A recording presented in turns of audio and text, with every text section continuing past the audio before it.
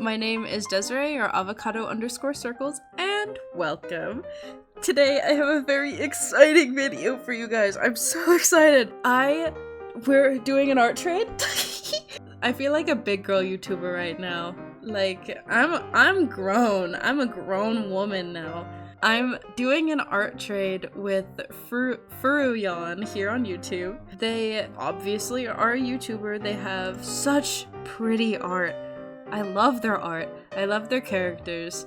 And I love watching their videos. So after you finish this one, go check out their art trade. Please, because their half, I'm sure, is so good. And we're doing it in a very special way. We don't know what each other's art is gonna look like until after the video. So, when I tell you that a suit like a month ago, we were talking about like everything. Non had drawn one of my OCs, Grayson, and here he is. Oh my god, look at him. Look at my boy. I literally broke down into tears when I saw this. They were doing a 1K special and they drew my boy. Anyway, I, in my immediate next video, thanked them profusely for it, and like at the end I said like, oh, it would be so cool if we did an art trade. They were like, yeah, let's do it. I'm so excited. Okay. So we decided that we would draw each other's OCs set in our own story, basically. So I'm drawing their characters as if they were in my universe, and they're drawing my characters as if they were in their universe, which is so interesting because right off the bat, my universe, my story, they don't have cars or guns, right? Can I even say that on YouTube? They don't have cars or like long-range weapons that explode a little morsel of metal at a target in their world. There's some lore behind it, but they don't have those things. They still live in like a rather like city-like setting. Their society is kind of like tiered in a way. So knowing Nan's characters, which I'm about to read you the description of them now, I thought they'd actually fit in my world very well, and I hardly even had to change anything, and I feel so bad, but it's fine. So, starting off, we've got Javier, quote-unquote Javi Bardales, I think.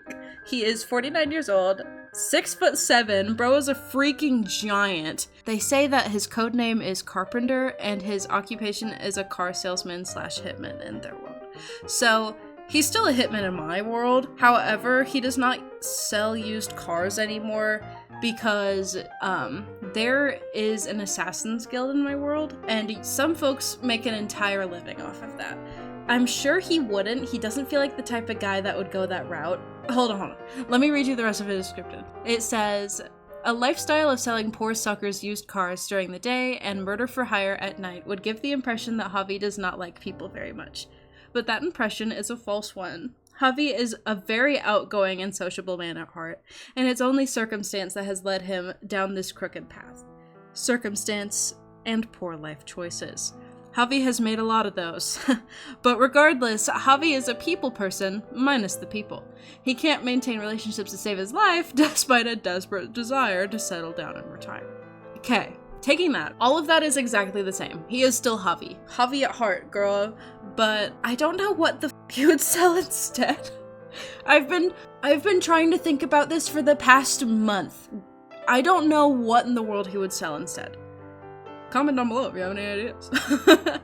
I was thinking maybe like used weapons, or maybe he runs like a thrift store, or like maybe he sells like absurdly expensive tech that just doesn't really work that well. I don't know. But in my world, he's still a hitman. That is exactly the same. And then reading off their next character's reading off what they said about their next character. When, quote-unquote, shouren. His family name is Wen. Given name is Shouren. He is 33 years old, he is 5'10", and his codename is Auditor. His occupation is accountant, mafia cleaner. I'm like, oh, what does that mean? So, naturally, exactly the same. At this point, I'm feeling rather lazy.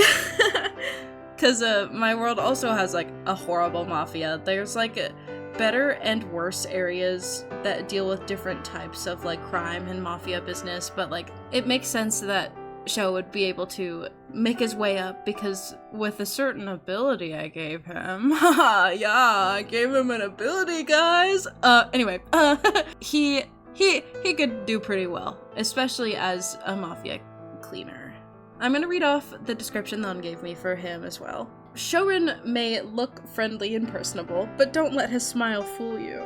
He delights in harming others, especially for his own personal gain. Although his rise through the ranks of the mafia did not begin with his own choices, that was thanks, in part, to debt from severe idle gacha game addiction. He's thus far had no qualms about working his way up the criminal ladder to become a bona fide mafia bean counter and loose end tire. There's only two things getting in the way of his goals to the rise to the top: a certain carpenter and his jackal running amok and causing chaos in his turf. So you may be connecting some dots now. Carpenter. I'm gonna talk about my art process for a little bit before reading off more of what Non said about them. I freaking struggled with shou's face for so long, dude. What the freak? I had to draw him like 80 million times, it felt like, to like actually be able to get his face right, which is why I have like 1,000,002 sketches just leading up to actually trying to draw the dang artwork. For the art trade, we agreed on doing 2 characters, and we were going to do a half body. The poses I was drawing, I was like, well, these poses aren't going to work. So I feel like I went like the laziest route possible, but it's fine. It's fine. Moving on. Non also tells me about their dynamic. It reads, Javi, and by extension Anya, I think, are the seriously fucking giant mice that get in the way of Shouren's business by constantly taking out some of the mafia's biggest assets and working partners. It's not really their faults. The people shou works with happen to be some of the nastiest motherfuckers on the planet, and have a lot of enemies willing to pay a pretty penny for their metaphorical heads on metaphorical silver platters. It's also not their fault that some of their own clients happen to be shou's own allies, but he doesn't need to know that. Now does he?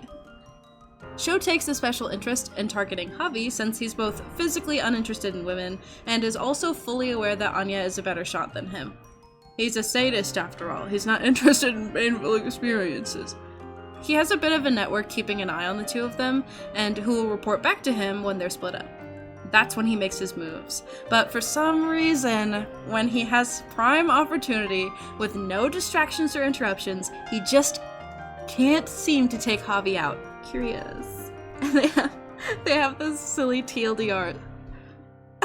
He has a weird little freaked up crush on Javi and enjoys toying with him so much that he can't actually bring himself to do his actual literal job of getting rid of him. Ugh, I love them so much. They are so silly coded. Like, something about a 33-year-old man going after someone who's basically 50 and like being like, I don't know, I kind of like him. I don't know, he's kind of cute, honestly. Like, I texted Non this while I was drawing, and I was like, shou is so baby girl coded. Like, it was so silly. I love them so much. I figured I would have a pretty easy time with this. Not because, like, their character designs are boring. No, these are, like, god-tier premium character designs that are right up my alley if you've seen, like, any of my other artworks. I love shou so much. I love him more than the f***ing sun, and he wouldn't even look my way. You know how upsetting that is? Anyway, so you may be noticing. So I kept drawing. I really liked this pose. Okay, you have to forgive me. This pose is awesome. It's so cool. And it gives me a really good excuse to talk about what I thought shou's ability would be. So, yeah, in the planning stage, right, when I was doodling them, I wanted so bad for them to be fighting. I wanted so bad to draw these guys just duking it out with each other. So I decided, hey, what if I gave Shou a ability? Since they're in a world where they get, like, abilities, right? And I thought, oh, wouldn't it be so interesting if Shou could do blood bending? Isn't that so cool? Okay, it's not showing on the screen yet, but, like, we'll get there. So I figured, since Shou, like, gets rid of people, a really awesome ability for him to have, especially with his personality of, like, loving to hurt people, if he could cut someone and then use their own blood to kill them. Imagine turning someone's, like, blood into a knife, or, like, a ball, or something, like, scary like that. He could just, like, people perform an autopsy, like, yeah, there was, like a cut, but we don't know what weapon was used to, like, actually, like, commit the murder. What is this? Who killed this guy? And it's just, like, always a mystery, because, like, Shou literally, like, used their own blood as, like, a weapon, and that's just, I thought that would be really cool and awesome. Unfortunately, I could not think of a damn thing for Javi. I'm sorry, baby girl. I have no clue. He, just off the top of my head brainstorming, I wonder if somehow he has an ability where he can be, like, somewhat, like, impenetrable, if that makes sense. Like, maybe there's another added layer of intrigue to fighting Javi because, like, maybe his skin can't be cut. Maybe there's something like that going on. So I guess the implication in this drawing is that Shou is using, like, random blood, or he's just, like, summoning, if he's just, like, summoning, like, a blood-like substance, that's gross. We're going with that. That's disgusting and makes me feel icky. So, anyway, I was really liking how this drawing was going. And I still really like how this drawing is going. I think I could have done, like, the shadows a bit better to distinctify Javi's chest between his legs. But I am so proud of, like, both the artworks I did. I think the lighting looks so cool. And also, imagine that this drawing happened first, and then the one that I showed first in the video happened afterward. And shouren's like, thanks, that was a good time. Thank you so much for the spar. That was so much fun. We should do this again sometime. And Javi's just f***ing sick. I thought that would be cool. So, yeah, that is the art trade, both the artworks and, like, a million sketches because I wanted to. I had so much fun. I loved drawing Javi and shouren, and I'm honored that I basically get to debut these characters. Hello? I don't know. I'm so happy. Non, thank you so much for doing this art trade with me. And yeah, that about does it. Thank you guys also so much for watching this video. If you want to check out any links in the description, I am taking commissions right now. If you want to see your characters drawn, you just gotta go to my KoFi link in the description. I have a subscriber goal. I want to get to 500 subscribers before my birthday in May. So I think we can do that. My birthday's May 6th, guys. 500 before 23, please. That would be so cool. Also, check out furuyawn on YouTube.